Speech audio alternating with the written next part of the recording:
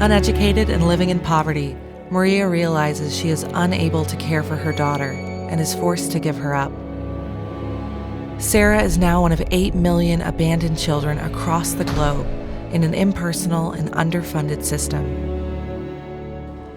In the institution, Sarah does not have proper access to education and falls behind developmentally. The government system does not have the resources to complete her paperwork, and she is never given the chance to be adopted into a family. At age 15, she ages out of the system and is forced to live on the streets. Because of her lack of education, she has no work skills and quickly falls victim to the sex industry. Soon she becomes pregnant, and trapped by her poverty, she is forced to put her own child right back into the institution that failed her so badly, continuing the tragic cycle. Sarah's story is not uncommon.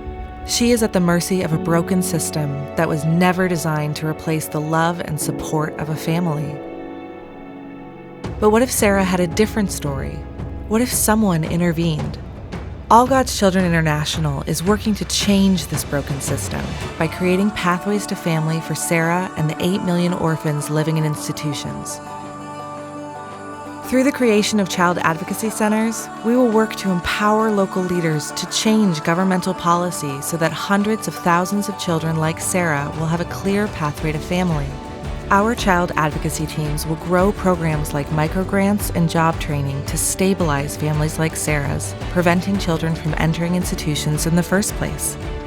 If it is just not possible for Sarah to remain with her biological family, we will help to provide family-like care by collaborating with existing institutions, training caregivers in our holistic model, and helping to raise each home's standard of care.